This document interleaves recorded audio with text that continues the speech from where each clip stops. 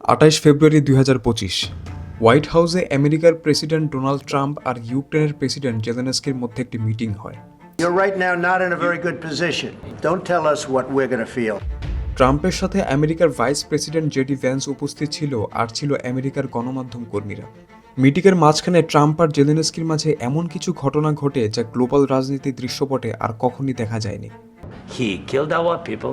Stupid president. মিটিংটা ঝগড়ায় পরিবর্তন হয় এবং এক পর্যায়ে গণমাধ্যম কর্মীদের রুম থেকে বের করে দেওয়া হয়। All right, I think we've seen enough. এর কিছুক্ষণ পর জেলেনস্কি হোয়াইট হাউস থেকে চলে যায়। এই মিটিংয়ের পর ধারণা করা হচ্ছে গ্লোবাল জিওপলিটিক্স এবার নতুন দিকে মোড় নিবে। ইলন মাস্ক ট্রাম্পের কথায় সমর্থন জানিয়ে বলেছেন, আমেরিকার উচিত ন্যাটো এবং ইউনাইটেড নেশন থেকে নিজেদের সরিয়ে নেওয়া।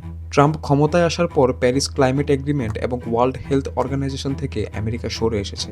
পৃথিবী কি আবার নতুন কোনো নেতৃত্ব দানকারী নেতা পাবে? কী ধরনের পরিবর্তন আসতে চলেছে গ্লোবাল জিওপলিটিক্সে? পুরো বিষয়টাকে গভীরভাবে উপলব্ধি করতে চলুন ভিডিওটি শুরু করা যাক। 24 ফেব্রুয়ারি 2022 যখন রাশিয়া ইউক্রেনের উপর আক্রমণ করেছিল।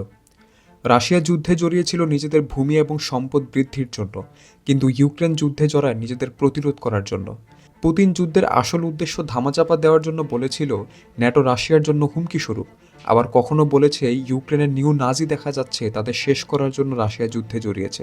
আমেরিকা সহ ইউরোপের অনেক দেশ রাশিয়াকে স্যাংশন দেওয়া শুরু করে, অন্যদিকে ইউক্রেনে অস্ত্র এবং অর্থ সরবরাহ করতে থাকে। কিন্তু 2024 আমেরিকার নির্বাচনের পর ট্রাম্প ক্ষমতায় আসে, আর এসেই ট্রাম্প পুরো বিশ্ব ব্যবস্থার মাথা ব্যথার কারণ হয়ে যায়। ট্রাম্প তার ইলেকশনের ক্যাম্পেইনেই বলেছিল, আমি প্রেসিডেন্ট হলে একদিনের মধ্যে রাশিয়া ইউক্রেন যুদ্ধ থামিয়ে দেব। I would have a peace deal negotiated within 24 hours. You could make a peace deal, you could make a deal. যুদ্ধ থামানো কেন্দ্র করেই ট্রাম্প আর জেলেনস্কির এই মিটিংটা হয়েছিল। ইউক্রেনও চায় এই যুদ্ধটা আর না চলুক, কিন্তু ইউক্রেন গ্যারান্টি চায় আমরা যুদ্ধ থামিয়ে দিলে রাশিয়া আর আমাদের আক্রমণ করবে না। I don't want a ceasefire. I don't want a ceasefire. He broken this ceasefire. He killed our people and he didn't exchange prisoners. Trump জেলেনস্কির প্রশ্নটা এড়িয়ে যায়। ট্রাম্প বলে যে আমরা যেহেতু তোমাকে এত সব অস্ত্র আর টাকা দিচ্ছি, তুমি আমেরিকাকে ইউক্রেনের 50% প্রাকৃতিক রিসোর্সের রেভিনিউ দিয়ে দাও। কোনো বুঝদার রাজনীতিবিদ অবশ্যই এ ধরনের চুক্তিতে রাজি হবে না। দ্য ইকোনমিস্ট ম্যাগাজিন তো এটাও বলেছে যে ট্রাম্প প্রোটেকশন মানি চাচ্ছে মাফিয়াদের মতো। জেলেনস্কি ট্রাম্পের প্রস্তাব নাকচ করে দেয়। তিনি বলেন, আমি এমন কোনো চুক্তি স্বাক্ষর করব না যেটাতে ইউক্রেনের পরবর্তী 10 প্রজন্ম ভুক্তভোগী হয়। জবাবে ট্রাম্প জেলেনস্কিকে ডিক্টেটর বলা শুরু করে। এরপরই জেলেনস্কির সাথে ট্রাম্পের মিটিং হয়। A dictator without elections. Zelensky better move fast or he's not going to have a country left. Got to move fast because Zelensky বলে যে পুতিন সিজফায়ার চুক্তি 25 বার ভঙ্গ করেছে। আজ আমরা যুদ্ধ থামিয়ে দিলে রাশিয়া আবার কয়েক বছর পর হামলা করবে। Before my presidency from the 2014, Putin broken 25 times. Trump এই প্রশ্নটা এড়িয়ে যায় আর বলে যে পুতিন আমার সাথে কোনো চুক্তি ভঙ্গ করেনি। they broke it with Biden because Biden they didn't respect him. They didn't respect Obama. They respect me. Ukraine একসময় পৃথিবীর তৃতীয় শক্তিশালী নিউক্লিয়ার দেশ ছিল। 1994 সালে এসব নিউক্লিয়ার উইপন বিভিন্ন দেশে গেভ আপ করে দেয়। এই বিষয়টির উপর 1994 সালে বুদাপেস্ট মেমোরেন্ডাম চুক্তি হয়েছিল, যেখানে রাশিয়া, ইউকে, ইউএসএর সাথে চুক্তি স্বাক্ষরিত হয়েছিল। ভবিষ্যতে ইউক্রেনের প্রয়োজনে এই 3 দেশ ইউক্রেনকে প্রোটেক্ট করতে এগিয়ে আসবে, কিন্তু রাশিয়া নিজেই ইউক্রেনে আক্রমণ চালায়। Защита людей, которые на протяжении 8 лет подвергаются издевательствам, геноциду со стороны киевского режима. আমেরিকাও আজ দূরে চলে যাচ্ছে। You're in no position to dictate what we're going to feel. আর এজন্যই জেলেনস্কি জেডিকে জিজ্ঞেস করেছিল, আপনি কি ধরনের ডিপ্লোমেসির কথা বলছেন? What kind of diplomacy, JD, you are speaking about? What do you mean?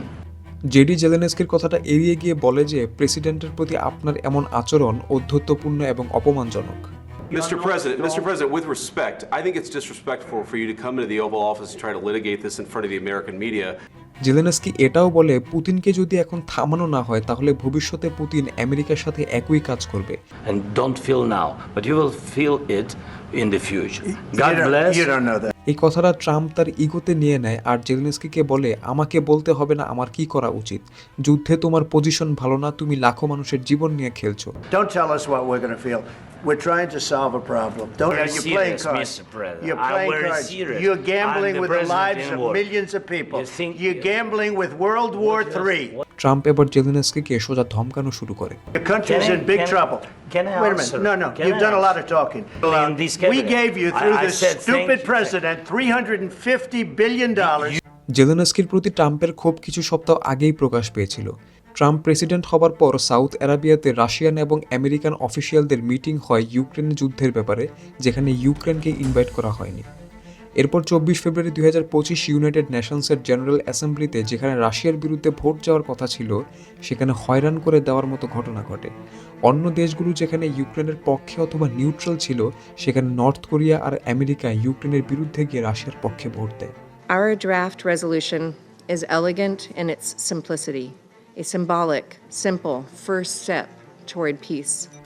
Trump ক্ষমতায় আসার পরপরই অন্যান্য দেশগুলোকে বুলিং করে কথা বলছে। কখনো গ্রিনল্যান্ড কিনে নেওয়ার কথা বলছে, কখনো পানামা ক্যানেলে আমেরিকার ক্ষমতার কথা বলছে, আবার কখনো কানাডা দেশকে কলোনাইজ করার জন্য বলছে। We need them for economic security. The Panama Canal is vital to our country. It's being operated by China. আমেরিকার এই রাজনীতিকে বুলিং রাজনীতি বলা হয়, যেখানে অন্য দেশগুলোর রিসোর্স ছিনিয়ে নেওয়া, তাদের ইনভেট করা কিংবা তাদের হুমকি ধামকি দিয়ে শর্টকাট বিজয়ী হওয়া যায়। কারণ বুলিংয়ের শিকার দেশগুলো তখন এক ছাদের নিচে চলে আসে, তাদের মধ্যে ইউনিটি মজবুত করে নেয়। জেলেনস্কির এই ঘটনায় Spain, Poland, Netherland, Finland, Denmark, Norway, Canada, Ireland, Ukraine, German, France, ইউরোপীয় ইউনিয়ন সহ আরও অনেক দেশ জেলেনস্কির পাশে দাঁড়িয়েছে। ইউরোপে নতুন গুঞ্জন উঠেছে তারা নিজেদের মিলিটারি পাওয়ার সমৃদ্ধ করবে, সেই সাথে আমেরিকার পণ্য বয়কটের ডাক উঠেছে। কিন্তু যদি এভাবেই চলতে থাকে, তাহলে পৃথিবী তৃতীয় বিশ্বযুদ্ধের দোরগোড়ায় চলে এসেছে। এমন পরিস্থিতিতে কোনো না কোনো দেশকে দায়িত্ব নিতে হবে ছোট ছোট দেশগুলোর। ভিডিওর কমেন্ট বক্সে অবশ্যই নিজেদের মতামত জানাতে ভুলবেন না।